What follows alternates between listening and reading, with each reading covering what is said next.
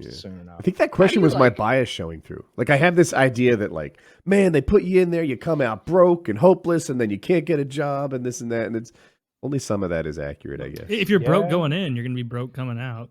But like, wouldn't it be cool if that didn't have to be? Like, if you earn more than 8 cents an hour and you could have a little nest egg coming out and land on your feet. 8 cents an hour, that is crazy. Like, that's just slavery. Nuts. Yeah. It's about $20 a month. Oh my God! How do they justify the fact that they're paying you 8 cents an hour? Like, why even pay you at that point? I'd rather have nothing, more dignity. Well, whenever they abolish slavery, what the part they always read the first sentence. They never read the second sentence of that amendment. The second part is, except in the case of punishment. Does it say that? Yeah. So it's literal slavery. They force you to get a job, and they'll punish you if you don't work it. But you weren't there long enough to get jobs. There was some kind of mess up in the system, and I didn't get medically cleared until I had a week left to go. And then they assigned me a job on the day before my release, and at about 2 p.m. And I almost was like, so what do I need? Who do I report to? What work do I do? But then I was like, don't say a word, walk away. Yeah. And I just walked right back to my bunk, opened up fucking another Stephen King novel and burnt the day away. And so I never worked a minute. In terms of making 2 months go by, do you think that not having a job was kind of cool and like making life easy, or kind of sucked because it made days long? It's a mixed bag. It may have sped time up, but at the same time, it may have just been something horrible that I didn't want to do. Like, I didn't want to be outside running a pressure washer on those 105 heat index days. I didn't want to be cooking the food when I wasn't even eating the food. I didn't want to have to wear a goofy uniform or anything like that. I would have to take multiple showers then, and there was a long period of time where I was afraid I was going to get raped in the shower, so I really didn't want to have to take more than one shower a day. And I also didn't want to have to do that much laundry. I know that sounds like a stupid thing, but like, it's kind of annoying doing the laundry. Like, you have to make sure you're out there at 6 a.m. and you're getting it given to them, and you have to make sure you're there at 10:30 a.m. to get it back. Because if you sleep through that, he won't give it to you today because he's a super racist and he hates white people, and it's a whole thing. Really? Like, yeah. This white guy came in, this captain, and he was a real like no bullshit kind of guy. He's like, everybody get back here, and he's just like, I'm gonna sniff out the drug dealers and I'm gonna clean up this camp, and we're gonna start with pressure washing and scraping paint, and everybody's just like at attention, like scared to death of this guy, and the boss before him had been a black lady. And everybody would just be like, what do you need us to do? Yeah, we'll get right on that.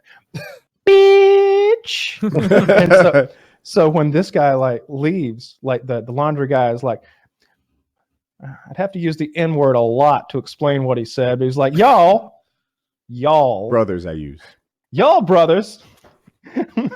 Martin Luther King would roll over his grave. Y'all brothers up in here. That white man come in. Everybody's, yes, sir, Mr. White Man. What you needs me to do, sir?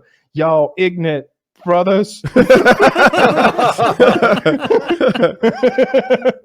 so fucking funny. It's funnier with brother, I think. I'm 2 cells away from him, and I'm just like, I shouldn't be here. So what was the job? What was the job they gave you? I was an orderly, basically a janitor. Sweep up, mop a little bit. I was so happy I never had to be on bathroom cleanup duty because the bathrooms were so filthy by the end of each day. In the morning, 8 a.m., they're immaculate. It's like a Chick-fil-A bathroom. They are holier than thou. They are nice. All right, sparkling. My pleasure. By 8 p.m., it smells of shit and tobacco in there, and they have really. I'll never forget the day somebody shat on the toilet seat, and like the head orderly is like, "What ignorant brother has done shit on the toilet seat?" And somebody goes, "Which one? What the fuck difference does it make which toilet the ignorant motherfucking brother has done shit on? I like to use 2." Dude, it sounds like Prison is full of hilarious people. It does, doesn't it? I just feel like they got sort of a knack for stand-up comedy, you know? Like, a lot of this stuff wasn't funny at the time. It was very serious. Like the guy whose towel was stolen. Like, that was funny. Yeah. That was funny. Were there any other just full-on funny, not scary moments? Or was it I'm sure just the aura around you of being in prison makes everything scary. I don't know. Are you gonna keep any of these lifelong friends? No, fuck no. I don't even think I'm technically allowed to speak with them. No, I don't think I'm allowed to consort with felons. So I was never in the military, but my understanding is part of what boot camp is they put people in a common horrible situation and they bond to each other, right? Mm-hmm. They just look like this is fucked up, man. Yeah, this is fucked up. But while you hate the man, you love each other. That didn't happen in prison. I mean, I like some of those guys, but I never want to fucking see them again. No, because I want Snow for the show. I mean, it's probably. I don't think it's really legal for nostalgic. Snow to be on. Look, I will ask my probation officer that question in particular, but and if it is at all possible, he would absolutely come on the show.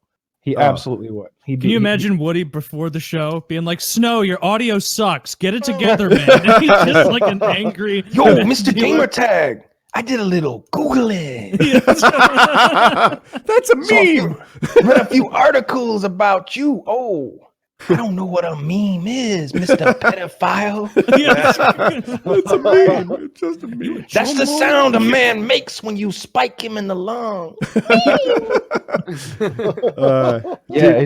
I don't think. Yeah, I'll ask him if that's even a potential possibility. But he may get out in April, but his hopes weren't high because they told him that he was a former gang member and therefore a threat to society. Now, Chomo, his plans for post-prison, do they include going back with the family? And no, he said he was going to hang up his gloves, which I guess meant retire from crime and go spend some time with his many children and his wife that he's been with since he was 13 years old. As you do? Yeah, so he had his first kid when he was, I think you said 13 and a half. 13 and a half. Jesus Christ! Now, dude, that kid was cool. He's like so much cooler than me. 12 and 3/4. He's like 48. Impregnating at 12 and 3/4. Yeah, strong, virile young sperm. Yeah, he was like 48, and he said that his son was, I think, like 2 years older than me. I think that math checks out. His son was 35 and he's 48. They could be like colleagues. Like they go out to the bar together, and it's just like, oh, your brother's here. Like, no. 13-year-old Woody used to think about how I would seduce a woman, and part of my pitch was like, I'm pretty infertile, I'm sure. Like I barely hit puberty. Come on, baby, roll with me. That's my son, and that 21-year-old is my grandson. Yeah, did you say he had grandkids? Yeah. How old was his son when he had a kid? I don't know. We don't that know. I don't know. He had a crazy scenario. Maybe you could look it up and like sort of. Oh, that might tell people. It doesn't matter. His nephew got shot in the head by a cop while I was there on the outside, like in Texas somewhere. Like apparently he was like. The kid has some sort of mental issues or something like that. Snow isn't very eloquent, so he couldn't really explain these things to me very well. But he wasn't all there, and the kid is like walking on the sidewalk with a stick, according to Snow. Who knows? And police got in some sort of confrontation with a cop. The cop shot him like 3 times and once in the head. You know what city it happened in? No. If I knew that would probably get the job done, but I don't. This should be easy to narrow down. And he shot a person of color, Taylor. That'll you know. Really narrow it. And it was like a real sad situation because like the nephew's mother had a stroke, and so she's all fucked up, like living with Snow's wife, and so Snow's wife's like working graveyard shift, taking care of her sister, and not telling the sister that the sister's son is in the hospital, like dying, and they're charging the son with aggravated assault. I'm like, you should probably tell him to get a lawyer. He's like, nah. I'm like, yeah. Yeah, you probably do need that attorney. Yeah, you really need an attorney there, Snow. It sounds like the cop may have done something wrong, and in that situation, they try to blame it on the person that got shot, and it sounds like he's not able to speak for himself since he got a bullet in his head. So maybe get a lawyer. What was the funnest part of prison? That's a good question. The reading, the chili, sleeping. Was there never a point where you, while in prison, said to yourself, well, this isn't that bad. Like, not, I mean, I'm sure you said this isn't that bad, but like, was there ever a point where you were content? I don't know, like right after you get out of the shower and you're all clean and you feel good and you've brushed your teeth and maybe you're eating like the first chili of the day and and watching TV or reading a book, like that was a pretty decent time. It was kind of quiet in there. A lot of people were at their jobs of choice and or they were just away, and it got quiet enough that you kind of hear your own thoughts, and so maybe around then. Like if I was watching TV and I had my chili and I had a Diet Pepsi and I just had gotten in the shower, that was about as good as things ever got, I would say. You probably couldn't relax, right? You could just never relax. It was just so loud. I just remember laying there trying to read my book and thinking like, I hate these brothers. I hate all of these brothers. Why won't these brothers shut the fuck up? That's like you alluded to something earlier with the shower, and that sounds to me like the most frightening scenario. Was it exactly like you envision in the movies, where it's like a bunch of naked dudes with their backs to each other? Opposite. It's the opposite of that. It's showers are very private. I'll go through it kind of quickly because I did it last week. But you walk up to a shower curtain and you yell shower, and the people who are already in there, they call back and they tell you which shower heads are free and occupied. 1, 2, and 3, and you're like, all right, I'm going in 3.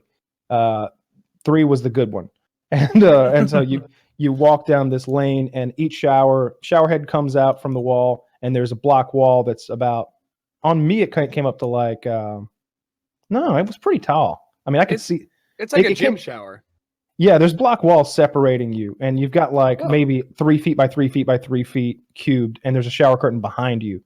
So it's rather private, but if they want to come get you, they'll still come get you. And somebody somebody had made a threat against me and had gotten back to me that they wanted to get with me. So I was a little worried about that. So holy shit, a little worried. I would be a lot worried. Yeah, I would be going quite a few days without a shower. Yeah, they give you shit about that. Like you can't like the things that like one day I told him I pissed and didn't wash my hands, and Snow tells me the next day, he's like, yo, heard you didn't wash your hands. I'm like when yesterday, right after you did it, I guess. And I'm like, fuck, I didn't even touch my dick, man. I just thought I'd get on out of there, Wow. They don't know. For all they know, you pissing right on your hands. They need to see you scrubbing. And I'm like, well, I'll lather up from now on, motherfucker. Jesus Christ. So I did, and the same thing about like not bathing. There were guys in there who like just gross guys who just smell and stink, and people would talk about them, and so I gotta have a shower. I don't feel human if I don't have to have a shower. I was gonna say I can't. Of course, you don't feel too human after a rape either, so you got to weigh the options out. Well, were you able to did you immediately start looking for protection when you hear that threat? I was looking for protection the moment I got there. That's how I met Snow. Yeah. What'd you do? Did you walk around like, hey, I'm just trying not to get raped, guys? It's like who?